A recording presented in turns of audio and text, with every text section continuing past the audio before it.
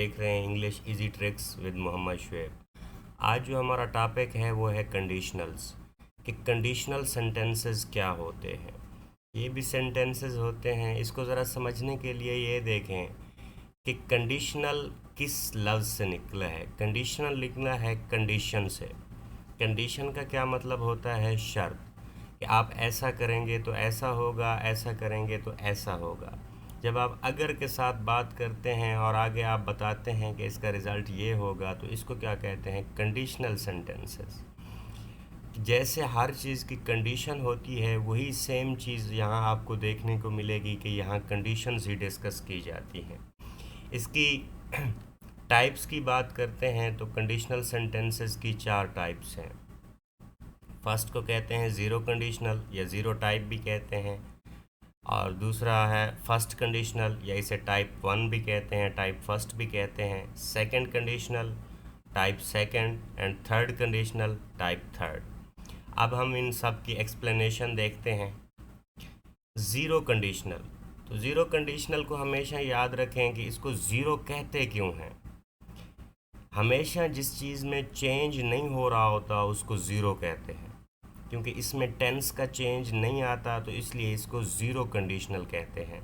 आप देखें ऊपर इसका फार्मूला लिखा हुआ है प्रेजेंट प्लस प्रेजेंट, क्योंकि इसमें टेंस का चेंज नहीं आ रहा तो इसको ज़ीरो कंडीशनल कहते हैं। और ये कहाँ यूज़ होता है? ये साइंटिफिक ट्रुथ्स के लिए यूज़ होता है। जो हम रोज़मर्रा के साइंटिफिक ट्रुथ देखते हैं, ये वहाँ पे इस्तेमाल होता है। अब आप सेंटेंस को देखें, if we heat iron it expands. अगर हम लोहे को गर्म करते हैं तो ये फैलता है। अब ये साइंटिफिक ट्रुथ है।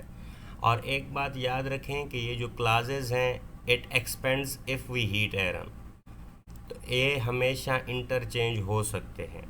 आगे दूसरा सेंटेंस देखें, if they come teacher doesn't fail them, कि अगर वो आते हैं तो सर उनको फेल नहीं करते। तो ये साइंटिफिक ट्रुथ्स के लिए इस्तेमाल होते हैं। इनमें सेंटेंस का चेंज नहीं आता, इसलिए इनको ज़ीरो कंडीशनल कहते हैं। इसके बाद हमारे पास जो टाइप आती है वो है फर्स्ट कंडीशनल। फर्स्ट कंडीशनल क्या है? ऊपर फार्मूला लिखा हुआ है कि present plus future, present plus future. और इसमें एक बात याद रखें, जब भी कभी आप ऐसे लिख रहे होते हैं तो आपने यही स्ट्रक्चर फॉलो करने होते हैं। प्रेजेंट के साथ या तो आप प्रेजेंट यूज़ करते हैं या फिर प्रेजेंट के साथ आप फ्यूचर यूज़ करते हैं। इसी तरह के कंडीशनल सेंटेंसेस होते हैं।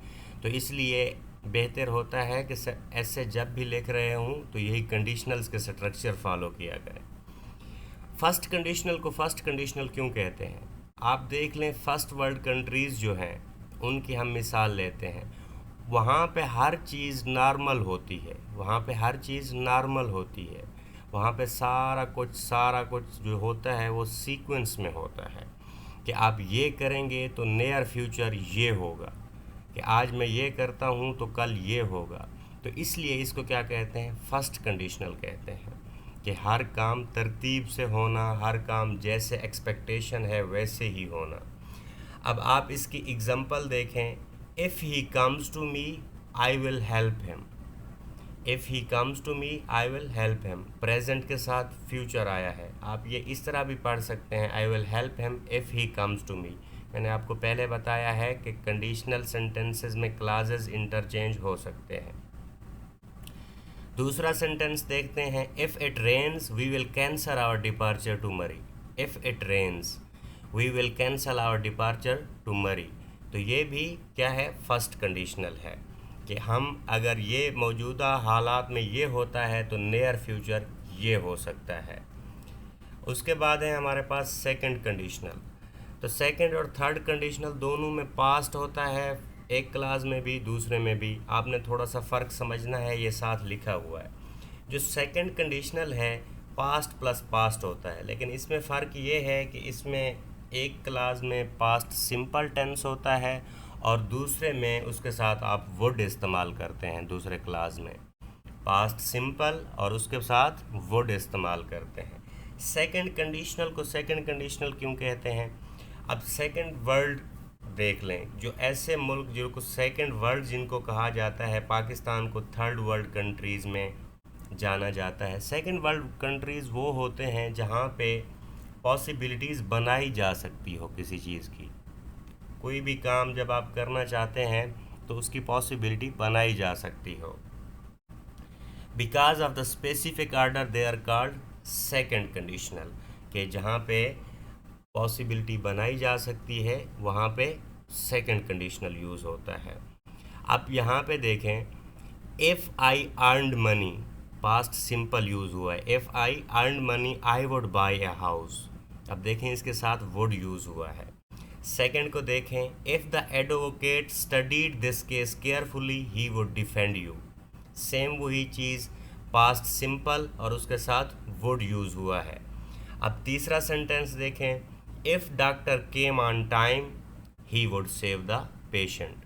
सेम वही चीज़ है जो ऊपर दो सेंटेंसेस में लिखी गई है, तो इनको क्या कहते हैं, सेकंड कंडीशनल। सेकंड कंडीशनल में पॉसिबिलिटी बनाई जा सकती है। इसके बाद जो है वो है third conditional.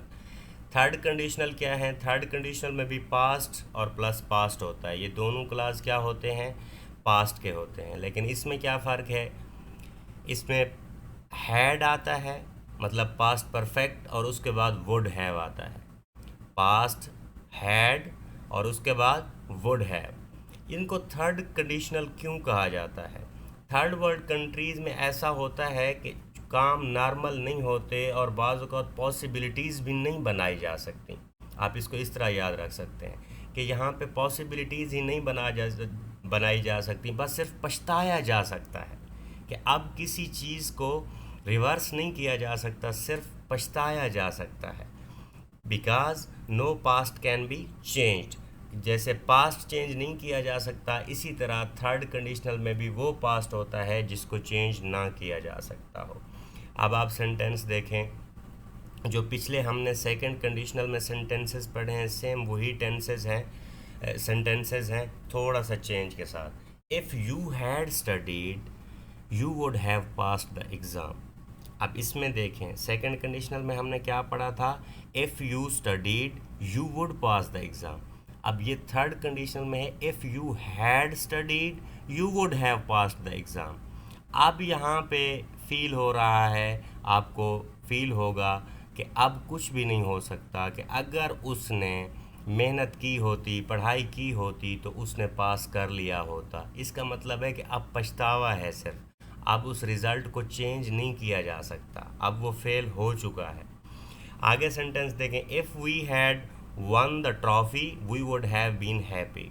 We would have been happy, कि अगर हमने ट्रॉफ़ी जीती होती तो हम खुश होते। अब इसमें भी आपको क्लियर लग रहा होगा कि ट्रॉफ़ी वो नहीं जीत सके। इसके बाद जो लास्ट सेंटेंस है उसको देखें, if doctor had come on time he would have saved the patient. अगर डॉक्टर वक्त पे आया होता तो उसने मरीज़ को बचा लिया होता।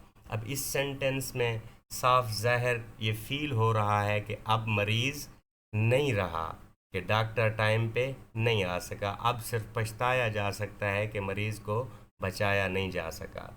Thank you so much. इंशाल्लाह नेक्स्ट वीडियो का वेट कर